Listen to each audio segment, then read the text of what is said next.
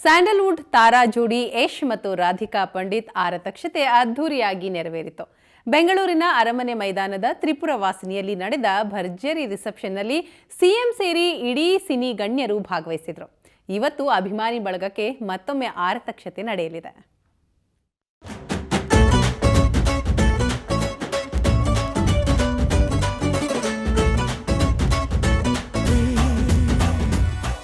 ಸ್ಯಾಂಡಲ್ವುಡ್ನ ನವಜೋಡಿ ಯಶ್ ಮತ್ತು ರಾಧಿಕಾ ಪಂಡಿತ್ ಅವರ ರಿಸೆಪ್ಷನ್ ಅರಮನೆ ಮೈದಾನದಲ್ಲಿ ಅದ್ದೂರಿಯಾಗಿ ನಡೆಯಿತು.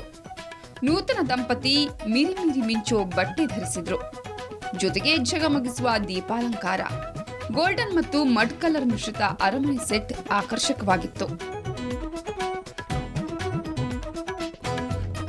ಸಿನಿರಂಗದ ರಾಯಲ್ ಆರತಕ್ಷತೆಗೆ ಸಿಎಂ ಸಿದ್ದರಾಮಯ್ಯ, ಮಾಜಿ ಪ್ರಧಾನಿ ಎಚ್ಡಿ ದೇವೇಗೌಡ, ಶಾಸಕರಾದ ಹ್ಯಾರಿಸ್, ಅರವಿಂದ ಲಿಂಬಾವಳಿ ಸೇರಿದಂತೆ ಅನೇಕ ವಿಐಪಿ ರಾಜಕಾರಣಿಗಳ ದಂಡೇ ಆಗಮಿಸಿತ್ತು.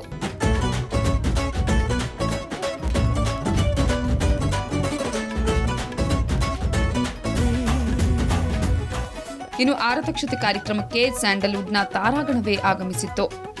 ನಟಿ ಸುಧಾರಾಣಿ, ಮಾಲಾಶ್ರೀ, ಶಿವರಾಜ್ ಕುಮಾರ್, ಗಣೇಶ್ ಸೇರಿದಂತೆ ಇಡೀ ಚಂದನವನದ ಹಿರಿಯ ಕಿರಿಯ ನಟ ನಟಿಯರು, ನಿರ್ದೇಶಕ, ನಿರ್ಮಾಪಕರು ಆಗಮಿಸಿ ಅಣ್ತಮ್ಮನಿಗೆ ನೂರ್ಕಾಲ ಬಾಳುವಂತೆ ಆಶೀರ್ವದಿಸಿದ್ರು. ಈ ಮಧ್ಯೆ ಯಶ್, ರಾಧಿಕಾ ಪಂಡಿತ್ ಅವರ ಆರತಕ್ಷತೆ ಇವತ್ತು ಮುಂದುವರಿಯಲಿದೆ.